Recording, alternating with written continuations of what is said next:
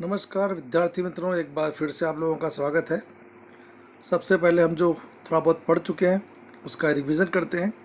हम लोग बात कर रहे थे आकृतियों और आलेख की। अभी तक हमने ये पढ़ा कि कुल मिलाकर के 3 आकृतियाँ जो हैं वो हमारे लिए आईएमपी हैं, जिसमें पहला था समय आधारित रेखाकृति, दूसरा स्तंभ आलेख या स्तंभ आकृति। स्तंभ आकृति में 3 प्रकार बताए थे आपको। पहला बताया था सरल स्तंभ आकृति, दूसरा पास पास वाली स्तंभ आकृति और तीसरा विभाजित स्तंभ आकृति। और तीसरा जो था वो है वृत्तांश आकृति। अब हम आज जो यहाँ पढ़ने वाले हैं 2 चीज़ें खास तौर से, कि स्तंभ आलेख बनाते समय हमें कौन कौन सी बातों का ध्यान रखना चाहिए, और दूसरा वृत्तांश आलेख बनाते समय हमें कौन कौन सी बातों का ध्यान रखना चाहिए। ये बहुत ही शॉर्ट में ख़त्म हो जाएगा, छोटा सा हमारा लेक्चर एक होने वाला है। इसके बाद हम एक आईएमपी टॉपिक पे जाने वाले हैं। तो हम पहले बात करते हैं स्तंभ आकृति बनाते समय ध्यान में रखने योग्य बातें कौन कौन सी होंगी। सबसे पहले आपके सामने स्तंभ आकृति आ चुकी है। स्तंभ आकृति आप देख लीजिए ध्यान से, उसी के आधार पर हम बात करेंगे क्या क्या बनाना है, क्या क्या नहीं बनाना है। इसमें पहला मुद्दा, प्रत्येक स्तंभ की चौड़ाई। देखिए, लंबाई नहीं लिखा गया है, सिर्फ चौड़ाई। चौड़ाई मतलब ये ब्रॉडनेस जो है इसकी बात कर रहे हैं, ये चौड़ाई है। ये चौड़ाई प्रत्येक स्तंभ की एक समान होनी चाहिए। ठीक है, क्यों एक समान होनी चाहिए? इसकी भी वजह है। इसकी वजह ये है कि प्रत्येक स्तंभ जो है वो सिर्फ ऊंचाई जो है वो मूल्य दर्शाती है, चौड़ाई कोई भी मूल्य दर्शाती नहीं है। इसलिए प्रत्येक स्तंभ, जितने भी स्तंभ दिख रहे हैं आपको, सबकी चौड़ाई एक समान दिख रही है। तो चौड़ाई जो है वो एक समान होगी, लंबाई अलग होगी। लंबाई के बारे में हम आगे पढ़ने वाले हैं, लंबाई कैसी होगी उसके बारे में बात होगी, कि स्तंभ की लंबाई और ऊंचाई संबंधित चल के मूल्य के अनुसार होगी। लंबाई और ऊंचाई लगभग समान कह सकते हो आप, लंबाई या ऊंचाई। कोई कितना लंबा है कोई कितना ऊंचा है, दोनों समानार्थी शब्द यहाँ माने जाते हैं। तो स्तंभ की लंबाई ऊंचाई अलग अलग हो सकती है। जैसे मान लो कि भारत और चीन दोनों की जनसंख्या है। जनसंख्या भारत की 130 करोड़ है और चीन की जनसंख्या 150 करोड़ है। तो चीन की जो आबादी है, चीन का जो स्तंभ है वो थोड़ा सा ऊंचा होगा, लेकिन चौड़ाई दोनों की समान होगी। ठीक है। तीसरा मुद्दा, प्रत्येक स्तंभ के बीच की दूरी एक समान होनी चाहिए। अब ये दूरी फिर से आप ध्यान दीजिए, दूरी क्या है? दूरी मतलब ये डिस्टेंस, ये इस स्तंभ से स्तंभ, और ये दूरी, ये प्रत्येक स्तंभ की जो बीच की दूरी दिख रही है ये एक जैसी होनी चाहिए, ये अलग अलग नहीं होनी चाहिए। कोई स्तंभ बहुत, और यहाँ से इसको हम कहते हैं ऊर्ध्व। यह पहला जो आपको दिख रहा है ओ वाई अक्ष, इससे प्रथम स्तंभ की जो दूरी है वो दूसरे स्तंभ की उतनी दूरी होनी चाहिए पहले वाले से, और तीसरे की दूसरे वाले से उतनी दूरी। तो दूरी एक समान होनी चाहिए। ठीक है। और अगला मुद्दा, एक मिनट जरा,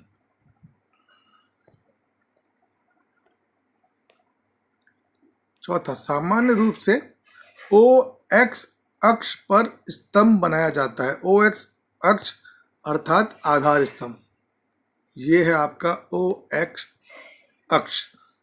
नॉर्मली जो स्तंभ है वो इसी के ऊपर बनाए जाएंगे, पर कई बार आजकल कंप्यूटर की मदद से जब बनते हैं स्तंभ वाले, तो कई जगह पर स्तंभ ऐसे भी बनता है। पर हम यहाँ बात नहीं कर रहे हैं, हम बात कर रहे हैं कि सामान्यतः जो है स्तंभ जो है वो ओ एक्स अक्ष के ऊपर ही बनेंगे। ठीक है। अगला मुद्दा, मैं थोड़ा हट जाऊं यहाँ से। दी गई जानकारी के क्रम अनुसार ही स्तंभ बनाए जाते हैं। जानकारी कहाँ मिलती है? आपको जानकारी मिलती है तालिका में। अगर जनसंख्या का आंकड़ा है और आपको दिया गया कि 1901 में जनसंख्या इतनी थी और 2000 में इतनी थी, 2010 में इतनी थी, तो सबसे पहले जो प्रथम जानकारी है उसका स्तंभ बनेगा 1951 का, उसके बाद बनेगा 2001 का, उसके बाद बनेगा 2011 का। तो ये सीक्वेंस बदलना नहीं है, आप 2011 पहले कर दो, 51 बीच में कर दो और आगे पीछे स्तंभ बनाओ, ये नहीं चलेगा। आपको जिस स्तंभ हिसाब से जानकारी दी गई है आप उसी हिसाब से स्तंभ बनाएंगे, ठीक है। तो ये हो गया आपके स्तंभ के बारे में, और यहाँ पर टॉपिक ये ख़त्म हुआ। एक बार मैं फिर से रिवीजन कर देता हूँ इसके बारे में, उसके बाद हम आगे बढ़ते हैं। सबसे पहला मुद्दा, प्रत्येक स्तंभ की चौड़ाई समान होनी चाहिए, क्योंकि चौड़ाई जो है वो किसी भी तरह का मूल्य दर्शाती नहीं है। सेकंड क्या था, स्तंभ की लंबाई और ऊंचाई संबंधित चल के मूल्य के अनुसार जो भी वैल्यू दी गई है उसके हिसाब से स्तंभ की ऊंचाई अलग अलग हो सकती है। देन क्या था कि प्रत्येक स्तंभ के बीच की दूरी जो है वो एक समान होनी चाहिए।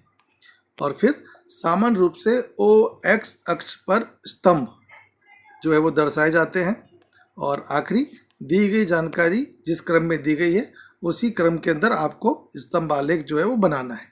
तो स्तंभ आलेख बनाते समय आपको इतनी बातों का ध्यान रखना है। अब हम लोग आते हैं अगले टॉपिक पर। अगला क्या है, वृत्तांश आकृति या वृत्तांश आलेख। वृत्तांश आकृति बनाते समय आप क्या ध्यान में रखेंगे, तो उसके लिए सामने पहले वृत्त होना चाहिए। तो ये आपके सामने वृत्त आ गया है, ये वृत्त है, ठीक है। ये परसेंटेज में दिखाया गया है, और आप डिग्री में कैसे बनाते हैं वो भी आपने सीखा हुआ 11th में स्टेट के अंदर।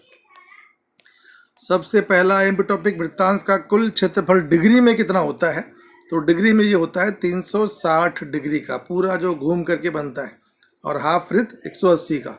ये सब आपने सीखा हुआ है।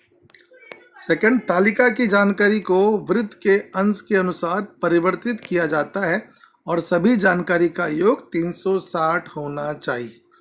आपको जो भी तालिका में आंकड़े दिए गए हैं उन सबको कन्वर्ट करना पड़ता है 360 के हिसाब से, और फिर आप उसे वृत्त कितना दर्शाते हैं। और सारा जो भी है टोटल डिग्री का अंश का वो 360 होना चाहिए।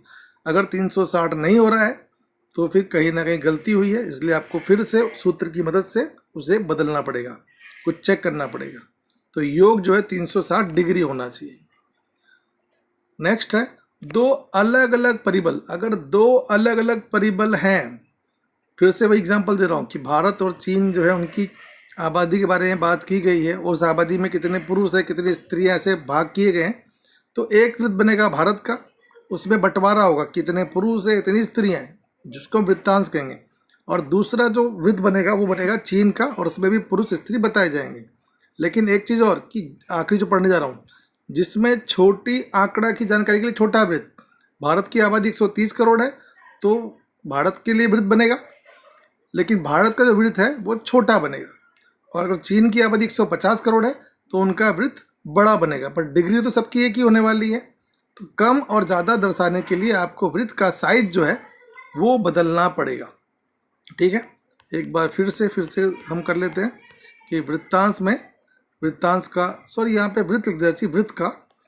वृत्त का कुल क्षेत्रफल जो है वो 360 डिग्री होता है, चाहे छोटा हो चाहे बड़ा हो। और तालिका की जानकारी को वृत्त के अंश के अनुसार बदलना पड़ता है, और जो भी जानकारी उसका योग कितना होना चाहिए, उसका योग होना चाहिए 360 डिग्री। और दो अलग अलग परिबल हैं, अलग अलग आंकड़े, अलग जानकारी है, उनकी तुलना करनी है। तो फिर आपको दो अलग अलग वृत्त बनाने पड़ेंगे, छोटी जानकारी के लिए छोटा वृत्त और बड़ी जानकारी के लिए आपको बड़ा वृत्त बनाना पड़ेगा, ठीक है। तो ये होगी दो चीज़ें, स्तंभ आकृति बनाते समय ध्यान में रखने योग्य बातें, और वृत्तांश आकृति बनाते समय ध्यान में रखने योग्य बातें। अब इसके बाद हम जो लेके आने वाले हैं वो काफ़ी IMP है, तो उसके बारे में अगली स्लाइड देखिएगा आप लोग। मिलते हैं जल्दी, ठीक है, धन्यवाद।